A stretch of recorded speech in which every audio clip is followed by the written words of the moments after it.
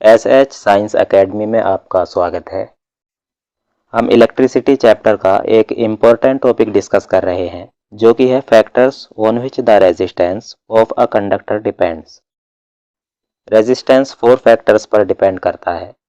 Length of the conductor, area of cross section of the conductor, nature of material of the conductor and temperature. सबसे पहले हम बात करेंगे length of the conductor की। अगर conductor की लेंथ बढ़ेगी तो रेजिस्टेंस भी बढ़ेगा। जैसे ये एक वायर है जो कि एक कंडक्टर है, जैसे ही इसके अक्रॉस पोटेंशियल डिफरेंस अप्लाई करेंगे तो इलेक्ट्रॉन्स फ्लो करने लगेंगे कोलाइड करते हुए।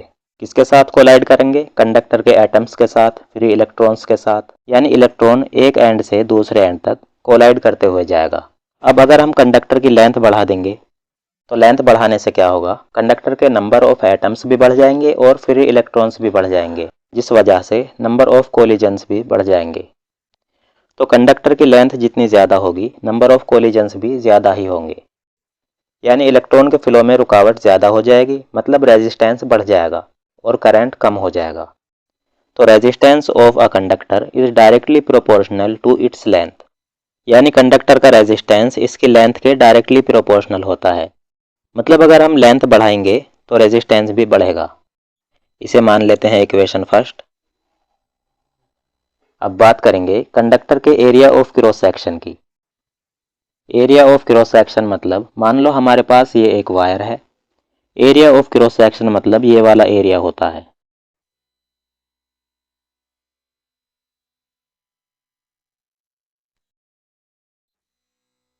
अब अगर हम कंडक्टर का एरिया ऑफ क्रॉस सेक्शन बढ़ा देंगे तो रेजिस्टेंस कम हो जाएगा। क्यों? क्योंकि इस वायर में एटम्स एक दूसरे के बहुत क्लोजली अरेंज्ड हैं। तो आप बताइए, क्या इसमें इलेक्ट्रॉन का फ्लो स्मूथ होगा?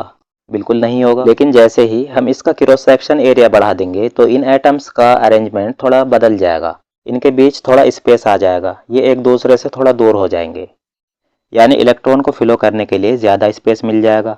अब स्पेस ज़्यादा मिलेगा तो कोलिजन भी कम होगा, यानी इलेक्ट्रॉन थोड़ा कम टकराते हुए फ्लो कर पाएगा, यानी इलेक्ट्रॉन के फ्लो में रुकावटें कम आएंगी। जैसे कंडक्टर की लेंथ बढ़ाने पर नंबर ऑफ एटम्स तो बढ़ जाते हैं लेकिन उनके बीच का स्पेस नहीं बढ़ता। लेकिन अगर हम क्रॉस सेक्शन एरिया बढ़ाते हैं तो नंबर ऑफ एटम्स तो बढ़ते हैं लेकिन साथ में उनके बीच स्पेस भी बढ़ जाता है। और जैसे ही स्पेस बढ़ेगा तो इलेक्ट्रॉन के फ्लो में रुकावटें कम हो जाएंगी, मतलब रेजिस्टेंस कम हो जाएगा और करंट का फ्लो बढ़ जाएगा। और वहीं अगर हम क्रॉस सेक्शन एरिया को कम कर दें तो रेजिस्टेंस बढ़ जाएगा और करंट का फ्लो कम हो जाएगा।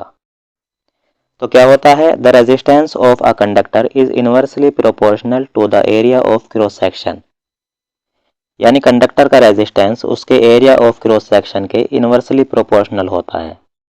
मतलब एरिया ऑफ क्रॉस सेक्शन बढ़ाएंगे तो रेजिस्टेंस कम होगा और एरिया ऑफ क्रॉस सेक्शन को कम करेंगे तो रेजिस्टेंस बढ़ेगा। इसे मान लेते हैं इक्वेशन सेकंड। अब इक्वेशन फर्स्ट और सेकंड को कंबाइन करने पर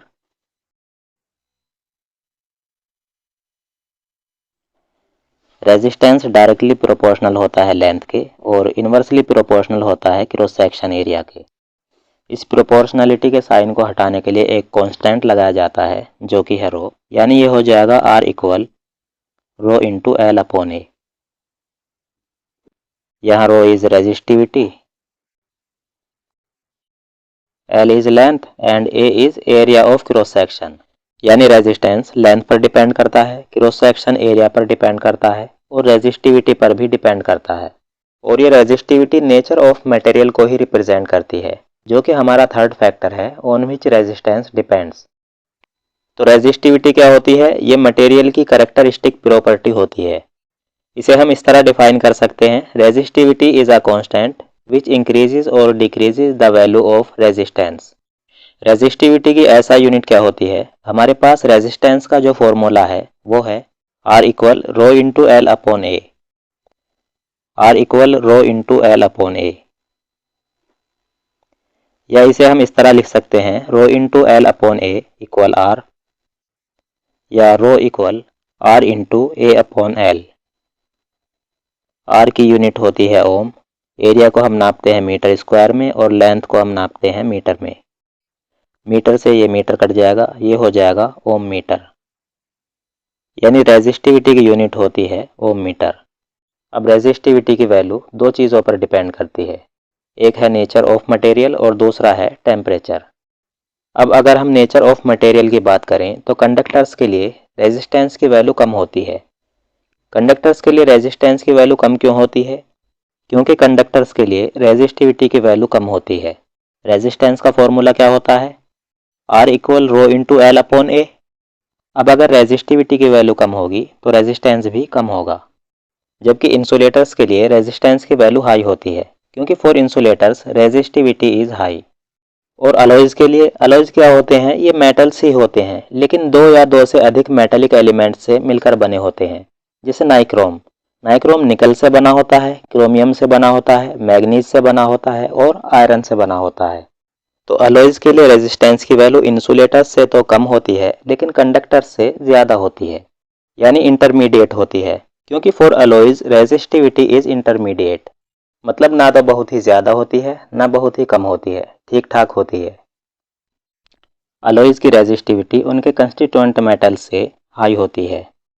इनका मेल्टिंग पॉइंट बहुत ज़्यादा होता है। अगर हमने टेम्परेचर बढ़ा भी दिया तो ये आसानी से मेल्ट नहीं होंगे, जिस वजह से इनका यूज़ इलेक्ट्रिक आयरन हीटर्स जैसे हीटिंग एलिमेंट्स डिवाइसेस बनाने के लिए किया जाता है। टंगस्टन का यूज़ इलेक्ट्रिक बल्ब्स के फिलामेंट्स के लिए किया जाता है। जबकि कॉपर और एल्यूमिनियम, इनकी रेजिस्टिविटी कम होती है, जिस वजह से इनका यूज़ इलेक्ट्रिकल ट्रांसमिशन लाइंस के लिए किया जाता है।